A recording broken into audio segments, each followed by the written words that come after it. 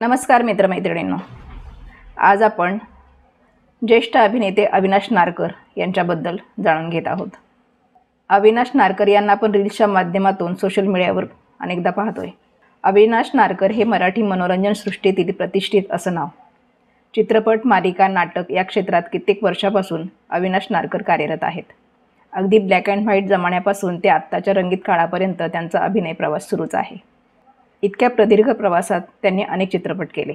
त्यातील सगळीच नावं घेणं शक्य नाही, पण मी पण सचिन, घर होतं मेनाचं, राजा Shivchhatrapati, Balak Palak, Spandan, bus stop, what about Savarkar, Sur Rahu दे, आई ग, चॅम्पियन्स, अजिंठा, उदय, बालगंधर्व, स्वातंत्र्याची ऐशी तैशी या चित्रपटात त्यांनी अभिनय साकारलेला आहे। अविनाश नारकर यांनी अनेक नावाजलेल्या मालिकांमधून कसदार अभिनयाचं प्रदर्शन केलं। त्यातील शिवाजी ही मराठी मालिका प्रेक्षकांच्या कायम लक्षात राहिली। अविनाश नारकरांनी आपल्या अभिनयाच्या कारकिर्दीला 1994 पासून सुरुवात केली। त्यांच्या अभिनयाचा प्रवास रंगभूमीपासून सुरुवात झाला। त्यांची गंध निशिगंधाचा, नंदी, सोबत सोबत, हँडसम अप, ती फुलराणी, रणांगण आणि अलीकडच्या काळातील सोयरे सकळ ही नाटकं प्रचंड गाजली। नाट्यक्षेत्रात काम करत असताना त्यांची ओळख आत्ताच्या सुप्रसिद्ध मराठी नायिका ऐश्वर्या नारकर यांच्याशी झाली आणि पुढे त्यांची ओळख रेशीम गाठीत परिवर्तित झाली। अविनाश नारकरांनी ऐश्वर्या नारकर यांच्याशी लग्न केलं। या अनिश्चित क्षेत्रात कार्यरत असताना त्यांनी आपली जबाबदारी ओळखत बेस्ट या सरकारी संस्थेत नोकरी केली। अविनाश नारकर हे प्रसिद्ध व्हॉइस ओव्हर आर्टिस्टही आहेत। आतापर्यंत त्यांनी आपल्या आवाजाने अनेक पात्र जिवंत केले आहेत। त्यांनी प्रभू शिवाजी राजा हा कार्टून सिरीजला आपला आवाज दिलेला आहे। अविनाश नारकरांनी अभिनय क्षेत्रात कार्यरत असताना ऐश्वर्या आर्ट्स अँड थिएटर्स व ऐश्वर्या आर्ट्स अँड विजन या दोन संस्थांची निर्मिती केली। अशा या हरहुन्नरी कलाकाराचा 8 जुलै 1965 साली मुंबईत जन्म झाला। अविनाश नारकर यांचं बालपण मुंबईच्या प्रसिद्ध असलेल्या परळ नगरीमध्ये गेलं आहे। अविनाश नारकर यांनी आपल्या अभिनयाच्या जोरावर मराठी सिनेसृष्टीत एक वेगळं स्थान निर्माण केलं आहे। नाटक, मालिका, चित्रपट अशा तिन्ही क्षेत्रात वैविध्यपूर्ण भूमिका त्यांनी साकारल्या आणि प्रेक्षकांची मनं जिंकली। त्यांनी आता 50शी जरी ओलांडली असली तरी त्यांचं फिटनेस आणि एनर्जी वाखाणण्याजोगे आहे। आजच्या तरुणांना लाजवेल असं त्यांचं फिटनेस आणि एनर्जी आहे। अभिनेते अविनाश नारकर सध्या कन्यादान आणि 36 गुणी जोडी या मालिकेत पाहायला मिळतात। दोन्ही मालिकांमध्ये त्यांनी वडिलांची भूमिका साकारलेली आहे। सध्या त्यांच्या 36 गुणी जोडी या मालिकेतील व्हिडिओ व्हायरल होत आहे, ज्यामध्ये अविनाश नारकर पालक आणि मुलांच्या संवादाविषयी बोलत आहेत। या व्हिडिओत अविनाश नारकर म्हणतात, ज्या घरात संवाद असतो मुलांमध्ये आणि पालकांमध्ये, त्या घरातली मुलं आपल्या मर्यादा आखून घेतात। ज्या घरातला संवादच तुटतो ते घरसुद्धा हळूहळू तुटायला लागतं। म्हणून अमूल्या, तुझ्याकडून चूक झालेली जरी ती अक्षम्य झालेली असली तरी आपल्यातला संवाद तुटू नये असं मला मनापासून वाटतं। दरम्यान अविनाश नारकर सोशल मीडियावर फार सक्रिय असतात। ऐश्वर्या नारकर यांच्याबरोबरचे नवीन फोटो, व्हिडिओ शेअर ते करत असतात। कधी योगा तर कधी ट्रेंडिंग गाण्यावर डान्स करताना दिसतात। पण गेल्या काही दिवसांपासून ते ट्रोल होताना देखील दिसत आहेत। मात्र या ट्रोल्सना देखील ते सडेतोड उत्तर देताना पाहायला मिळत आहेत। इतकंच नाही तर त्यांच्या पत्नी अभिनेत्री ऐश्वर्या नारकर देखील ट्रोल झाल्या।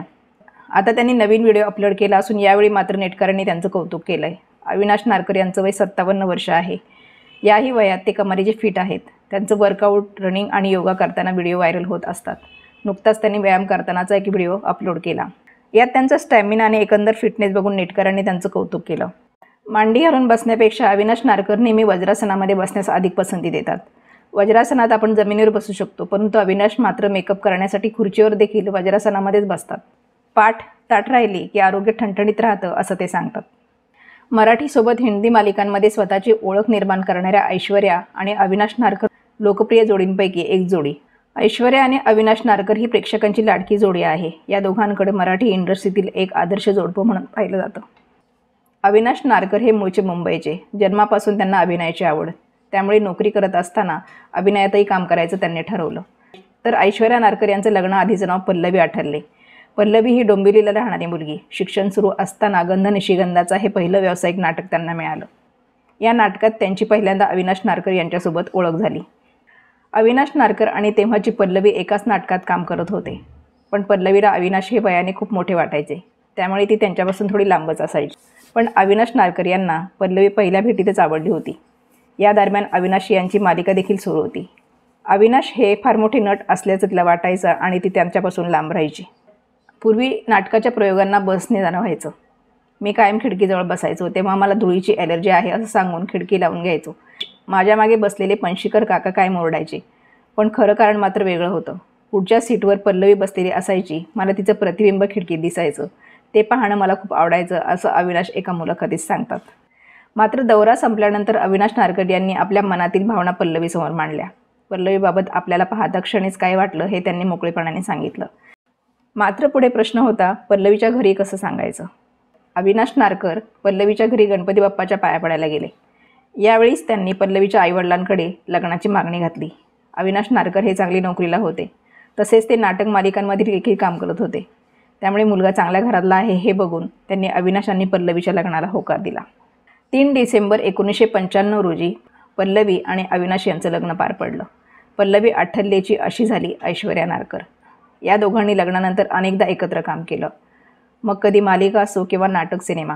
या दोघांचा अमेय हा मुलगा आहे. अमेय देखील या सिनेसृष्टीशी संबंधित काम करतो. आज ऐश्वर्या वयाच्या 50शीत असताना आपला फिटनेस कायम राखून आहेत. अविनाश आणि ऐश्वर्या कायम त्यांच्या जीवनातून अनेकांना प्रेरणा देत असतात.